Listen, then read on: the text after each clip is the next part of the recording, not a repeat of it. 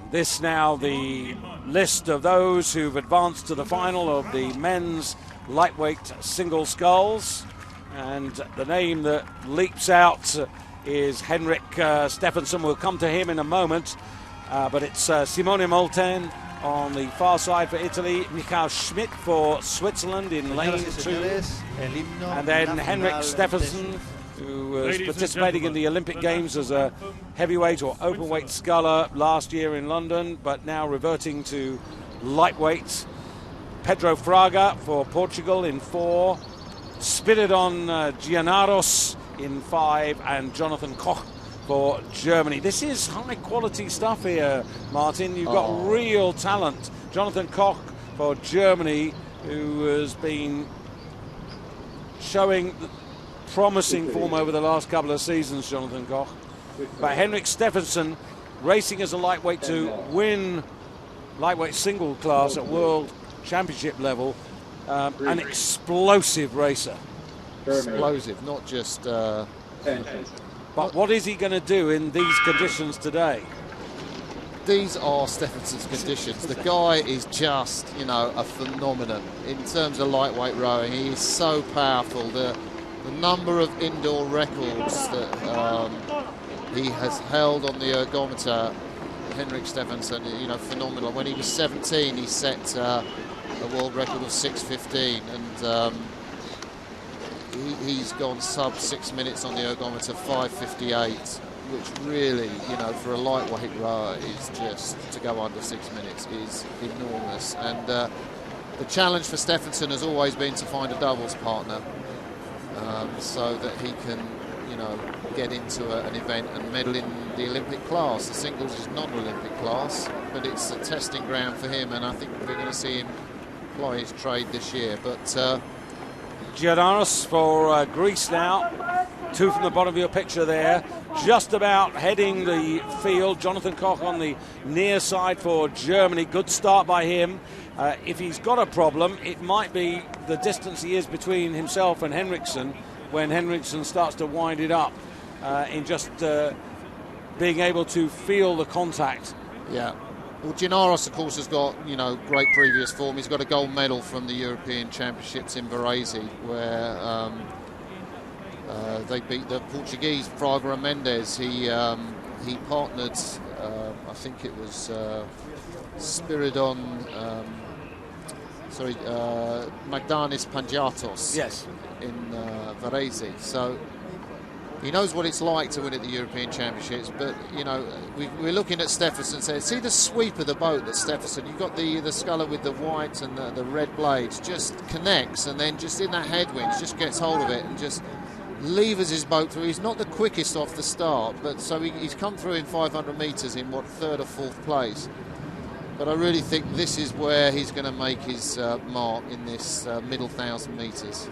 Well, he's actually got the advantage, crossing the 500-metre line in 1:54.33, and you can see the relative stroke rates there. And Jonathan Koch on the near side now. Get a really good comparison on style here. Yeah, you know, I think what you've got to sort of be up quite high, rating 34 strokes a minute. But to keep your length in this wind, you've really got to take time to put the blades in and not just push your legs down straight away, but get connected, which you can see as Steffensen hits the front. That's what he's doing. Koch's actually having to work harder at 36 to keep pace with him. Well, if you look at Steffensen and his stroke, as we see him there just ahead of the Portuguese sculler in Pedro Fraga from the double. I mean, Fraga is a fantastic sculler.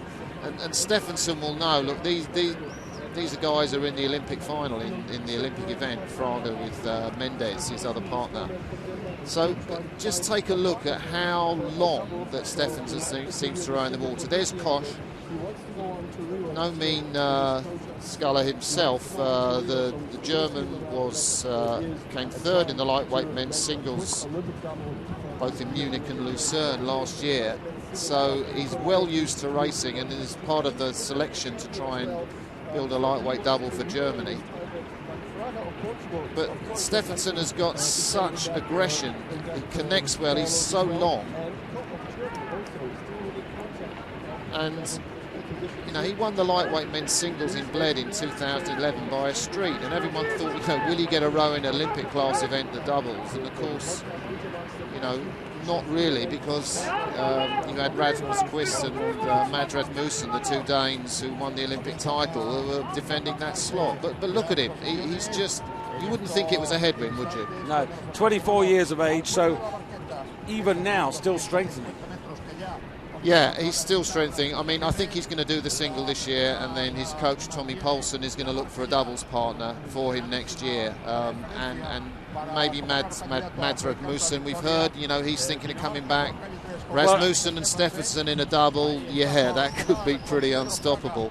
It could be interesting. Well, apparently we haven't definitively heard anything from Rasmus Quist. So, yeah, although the feeling is that, you know, the time may have come, but I think you can't really do anything, because the year after the Olympic Games there are more rumours and speculation, and the reality will become clear probably the beginning of next season. Yeah, I think the thinking is that Rasmus is not going to row, but Mads may well row.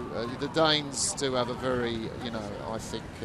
might be tempted with the World Championships just down the road in Amsterdam. You know, I've got Stephenson up at about 37 strokes a minute. I mean, I might be taking the right little, you know, but look there, look at the Portuguese. I mean, he's really, Pedro Fraga is really trying to compete. Such a great competitor, and he's, you know, he's got his eye on Koch, who's just out of picture on this far side, I think in bronze medal position, but you know, he's really giving it his all in the last 350 metres. So coming to the final quarter now of the final of the men's lightweight singles, and clear water for Henrik Stephenson of Denmark, pulling away from Pedro Fraga. Jonathan Koch of Germany, closest to you on the screen in the bronze medal position. And then after that, representing Greece, Giannaros, and Switzerland's Michael Schmidt, just about in fifth place, and a long way back, Simone Molteni of Italy, who's the best part of 15 seconds and a little bit more off the pace at the moment. But now Fraga, with all his experience, trying to get back on the overlap. And these conditions now will really tell, because they've been into this headwind now for 1700 metres. They have, and Fraga's got, I can't believe Fraga's got an overlap on Stephenson. Stephenson up at 36. That's a beautiful scull from the Portuguese to really have that overlap. He's made ground on Stephenson, who I think is paying for, you know, a really tough middle 1,000 metres. I still think Stephenson's got the length and the physique to hold Fraga off, but I tell you what, that is a great effort to get an overlap on a sculler of Stephenson's quality, the world champion in this event from 2011 in Bled. And still, I mean, look at Stephenson, he's going up, he's at 37, 38, he's going to try and finish at 40. To have that, you know, in the bag for the last 200 metres, that is just amazing. And this is a real example of what the Danes like to do. They like to get out there, they like to set the pace, and the questions they're asked they usually can answer. That's a deceptive picture there. Still, Fraga, all credit to him, he's sticking to the task. They come right in front of our commentary position here. It's down to about 3/4 to half a length. Fraga still closing, still accelerating, but the line comes in time there for Henrik Stephenson, who takes the gold medal. He's European champion in the lightweight men's singles for 2013. Pedro Fraga takes the silver, and across the line in third place, Jonathan Koch of Germany to take the bronze. There is Pedro Fraga in the runners-up spot there.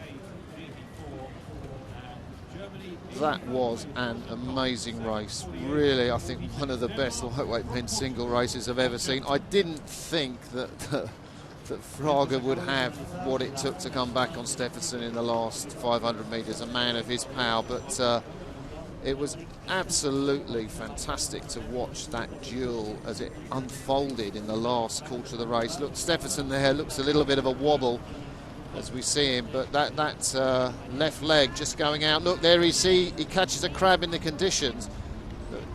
It's quite cool though, isn't he? He just lost his blade. That could result in a sculler falling in, but Not Stephenson, he just catches it again. There's a German Kosh, and here's that very cool frog. A very sort of upright, very connected, compact style of sculling from the Portuguese. Henrik Stephenson, I think, gets a little more length in his stroke, but of course he's got to use the drive to connect on that, and really only half a length. Stephenson was tying up at the end, and Fraga to row within half a length of a sculler of Stephenson's power is brilliant. So gold to Denmark, silver to Portugal, and the bronze to